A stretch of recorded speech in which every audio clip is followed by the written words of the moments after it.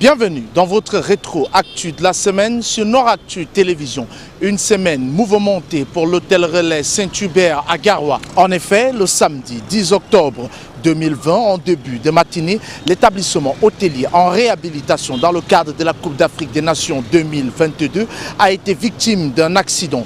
D'après certaines sources, le feu s'est réparti d'une case recouverte d'une toiture de paille où des travaux étaient en cours. Le feu, qui n'a pas pu être rapidement maîtrisé, s'est attaqué ensuite à une deuxième case. Les toitures en paille des deux boucarous ont été entièrement consumées par les flammes. C'est grâce à la prompte réactivité dans un premier temps des employés de l'hôtel armés de moyens de fortune, puis des sapeurs-pompiers, que l'incendie a pu enfin être maîtrisé, évitant ainsi qu'il ne se propage à d'autres locaux adjacents. En dehors des dégâts matériels, l'on ne déplore aucune perte en vies humaines.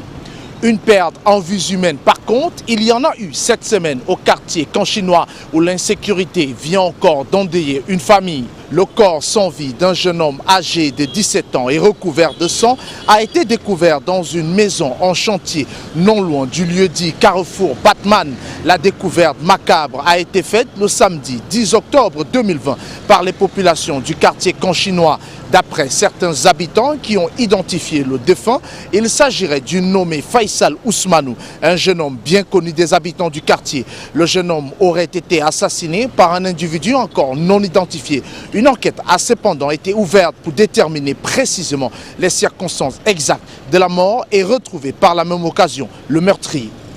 Le ministre de la décentralisation et du développement local en tournée dans le septentrion après la région de l'Adamawa, Georges Elanga Obam était en visite à Garoua, capitale de la région du Nord, dans le but de repérer le site susceptible d'abriter le futur siège du conseil régional. Le ministre en charge de la décentralisation a visité quelques bâtiments publics, à l'instar du nouveau local de la délégation régionale de la communication, la délégation régionale du FEICOM, la délégation régionale de l'éducation de base ou encore l'agence de régulation des télécommunications et la salle des fêtes de Garoua où Georges Elanga Obam y a également tenu une réunion à huis clos avec les maires de la région du Nord en présence des autorités administratives. Au terme de sa visite qu'il qualifie d'utile et d'agréable, le ministre de la décentralisation Georges Elanga Obam est revenu sur les conclusions de son périple et de son échange avec les maires. Il est au micro de notre reporter.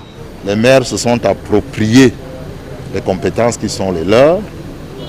Ils sont conscients des difficultés que l'État a à mettre à leur disposition les ressources, j'entends financières, matérielles et humaines, mais travaille dans la perspective de ce que le président veut que notre décentralisation soit, c'est-à-dire des collectivités capables d'assurer les services essentiels qui permettent que nos concitoyens soient satisfaits pour les petites choses, comme nous les appelons, nous, au ministère de la décentralisation, dont ils ont besoin. De l'eau, de l'électricité, de la santé, l'école, l'hygiène, la salubrité et la petite sécurité. J'ai également pu recueillir quelques difficultés que les maires ont et donner des indications sur la manière dont je pense qu'on peut aider à régler ces problèmes.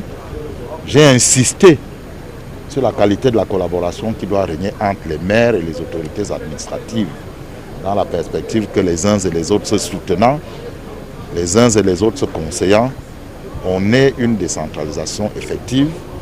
Monsieur le gouverneur et les autres autorités administratives présentes nous ont donné l'assurance de leur disponibilité à accompagner les collectivités territoriales décentralisées. Au final, je pense que mon séjour ici, en plus d'avoir été agréable, a été utile et me permet de rentrer avec des résultats que je consignerai et qui seront transmis à son Excellence, Monsieur le Président de la République. Le président du conseil d'administration de la Nord et superviseur général de la communauté du Grand Nord, le docteur Mohamedou Baïro Fadil, était face aux jeunes de la ville de Garoua, membres de l'association Waila Kodewok. C'était dans le cadre d'une rencontre d'échange qui s'est tenue le jeudi 8 octobre 2020 à Garoua, dans la résidence de l'homme d'affaires et homme politique en présence du sous-préfet de l'arrondissement de Garoua 2.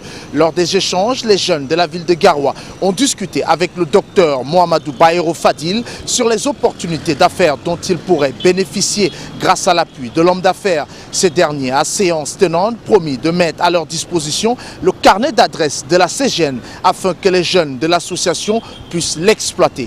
Il leur a par ailleurs offert des milliers de plants d'anacardier et leur a aussi promis un terrain de plusieurs hectares à Rabinga pour la mise en terre des 10 plants. S'adressant à ces jeunes visiteurs, le docteur Mohamedou Baïro Fadil leur a fortement recommandé d'œuvrer pour la cohésion sociale et la culture de la paix, le respect des institutions et surtout de ne pas céder aux sirènes de la division et du désordre.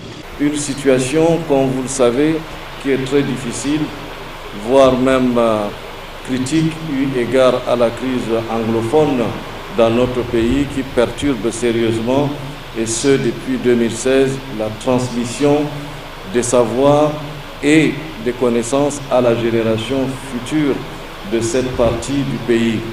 Et comme si cela ne suffisait pas, comme vous le voyez, certains, comme vous l'avez constaté, avides de pouvoir et animés d'un égoïsme en plus débordant, trouvent bon de saisir une opportunité malheureuse pour appeler au renversement des institutions de la République. Le désordre, comme vous le savez, n'est pas autorisé. Il ne passera pas par vous, il ne passera pas par les jeunes que vous êtes. Les carillons de la rentrée scolaire résonnent positivement pour 25 élèves de l'école publique d'application du quartier Laindé dans la ville de Garoua. En effet, grâce à un élan de cœur de l'association citoyenne pour les perspectives d'avenir, ces jeunes scolaires ont reçu le dimanche 11 octobre 2020 un don de kits scolaires constitués notamment de cahiers, ardoises, stylos, traceuses et de cache-nez.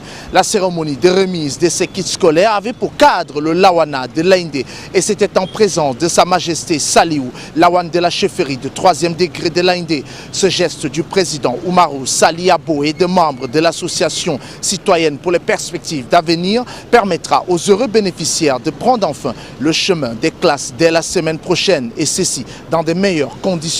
Nous profitons de cette tribune pour appeler une fois de plus nos aînés, les personnes de bonne volonté pour se rapprocher de notre association, pour appuyer non seulement ces élèves qui ont déjà bénéficié de kits scolaires, mais d'aller au-delà pour que nos autres enfants aussi puissent bénéficier pas seulement de kits scolaires, mais aussi des frais exigibles qui constituent également un frein à leur scolarisation.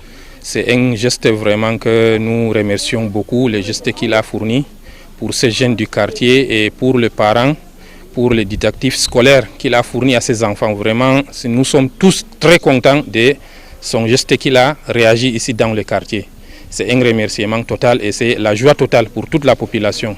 C'est ici que s'achève cette rétro-actu de la semaine. Une rétro-actu que nous allons dédier à l'écrivaine camerounaise originaire de la région de l'extrême nord, Djeily Amadou Amal, qui à travers son roman Les Impatientes figure parmi les 8 écrivains retenus dans le cadre de la 2e sélection du prix Goncourt 2020. Les résultats ont été publiés le 6 octobre dernier.